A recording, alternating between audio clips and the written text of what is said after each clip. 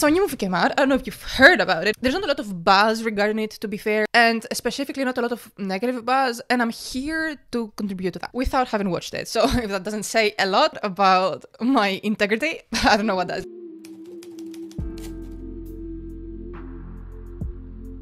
The reason we're talking about this movie is because I am just deeply disappointed that this movie just exists. This movie came out and nobody really is trying to cancel this movie. And not to be problematic or anything, but I feel like nobody should be watching this movie. Like, I feel like it should be taken out of the theaters. And I feel like we are so selective in who we choose to hate. And I want you all to, like, collectively decide that you hate this movie. And it's basically only because of its writer-director, David Russel. If you don't know David Russel, I don't really blame you. So David Russel, who is David Russel? He is a Hollywood director, quite successful, and everyone thinks he's like such a genius. He's such a smart and talented guy, which allows him to get away with anything. And on our conversation today, I want us to see where is the line. At one point, do we decide that somebody is bad enough despite his positive attributes? The thing that really fired me up to talk about this topic is because I really hate the bias in which we judge white talented men in comparison to how we judge the equivalent of a woman. And I really want to stress the fact that this is public knowledge by doing absolutely no research about this video other than reading you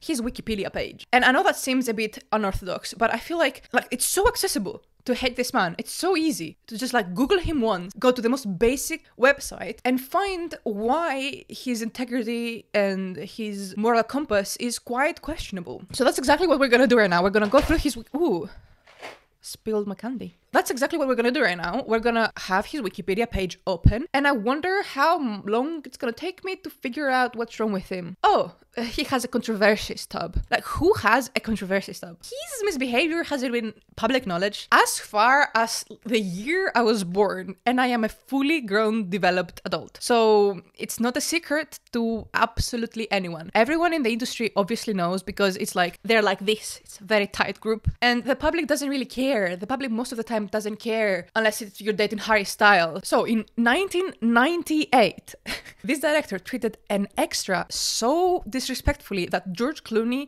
thought he should step in, which resulted into them having a fist fight on set. Clooney later described this, without exception, the worst experience of my life. The fight escalated to the point that George Clooney held David by the throat against the wall. I'm not really excusing violence right here, but I'm just building you this like profile of this man so we know who we're talking about, okay? Let's move on to the 2003 incident. Oh wow, they make it sound so saucy. This includes Lily Tomlin. Lily Tomlin is an icon and has always been an icon, but she's not just a regular icon, she's a gay icon. This is important information because you need to consider that this man said sexist and homophobic slurs against her publicly on set. He called her by a word that Tomlin described as the crudest word imaginable in front of actors and crew. She also described that Russell was storming on and off out of set, continually shouting, which is corroborated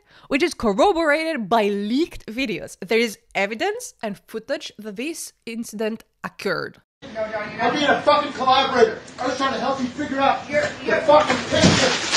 Hey, bitch. I'm not here to be fucking yelled at. I worked on this fucking thing for 3 fucking years, not to have some fucking cunt yell at me in front of the fucking crew when I'm trying to fucking help you, bitch.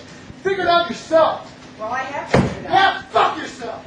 Oh, let's move on to the 2013 incident. That incident is regarding Amy Adams. You know Amy Adams, one of the most talented actresses in Hollywood, who is known to be a very gentle character. Yeah, her. She said that he made her life on set a living hell during the production of American Hustle, to the point that Christian Bale, oh, isn't he the actor he just collaborated with again? He had to intervene. On that set, he happened to grab one guy by the collar, cursed out people repeatedly in front of others, and abused Amy Adams so much that Christian Bale got in his face and told him to stop being an asshole. Adams confirmed the story in 2016, and she said, "He was hard on me, that's for sure. It was a lot. I was really just devastated on set." And she said that she wouldn't work with him again. Oh, and then we have sexual assault of niece. Okay, I'm sorry if I'm smiling. I know none of this is actually funny. I'm just baffled he has a career. So, in 2011, Russell's 19-year-old transgender niece, Nicole, filed a police report alleging Russell had sexually assaulted her. And the case closed because there weren't any witnesses. Interesting. According to the police report, Russell offered to help Nicole with abdominal exercises during which his hands hovered above her genitals. After inquiring about the hormones she used to increase breast size, Russell slipped his hands under her shirt and felt both her breasts. Russell confirmed that the incident happened, but told police that Nicole was acting very provocative towards him and invited him to feel her breasts. He also admitted to being curious about the breast enhancement. I don't know if you just heard the sentence that I read, but he confirmed that the victim of the sexual assault case was provocative towards him. It was her fault. So far, this man is, with proof, sexist, homophobic, violent, transphobic, and just an overall horrible person. And then we have actors who have been present to this kind of abuse, who know who he is, and continue to collaborate with him. And I've heard that Christian Bale is contractually obliged to maintain this collab because of some contract. All these other actors who worked with him must know about this. And the thing is, when you refuse to collab with an abuser, I am suspecting that you could potentially be blacklisted from Hollywood. It has happened before, so it does happen, I understand, but I still don't get it, how nobody is talking about any of this. All Olivia Wilde, a pretty straight white woman, had to do in order for everyone and their mums on the internet to hate her before her movie had even come out was that she started dating Harry Styles, for whom she allegedly broke off her engagement for. That's all she needed to do. Her movie was boycotted. And it wasn't even a bad movie. I watched it. Have you watched it? I liked it. I would watch it again. It was just a movie, you know? Nobody.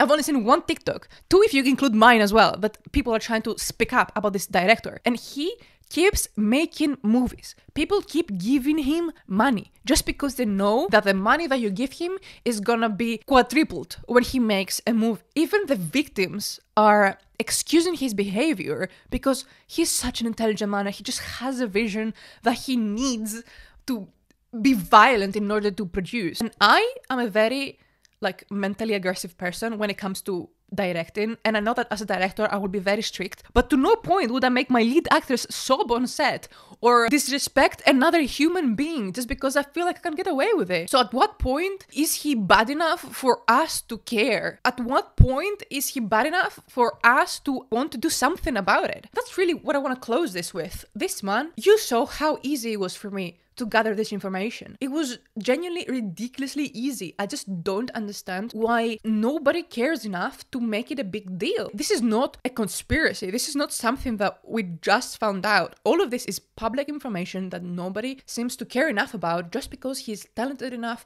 to make good movies. If you are a horrible human being, I don't want you to be successful. And this is all I can do to falter his career, which is pretty much nothing because nobody watches his channel. But anyway, and I kind of want you to reevaluate the kind of things that you choose to hate people for. I feel like the reason people hate Olivia is very personal because Harry Styles is mine, and why she's older, she has kids, could choose anyone else and she chose Harry Styles, but nobody has a chance with him. My closing statement is to please subscribe to this channel. The more you subscribe, the more I'm gonna feel motivated to talk about things, and I really like talking about things, and I wish you cared enough to listen. I don't know why I have so much energy. I came from the gym, and usually I take 2 hours preparing for these videos. Physically, I didn't even shower for this. Can you smell me? I usually have a whole script. I didn't feel like I needed one today.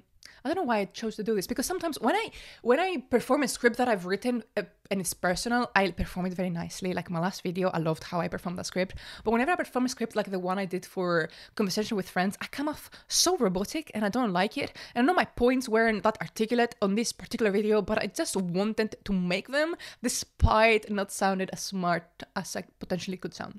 So yeah, I've already told you to subscribe, so what else could I say? Oh, follow me on Instagram.